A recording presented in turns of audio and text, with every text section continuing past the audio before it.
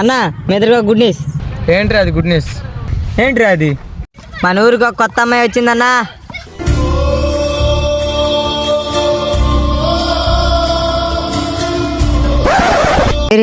ఎక్కడరా వీళ్ళు?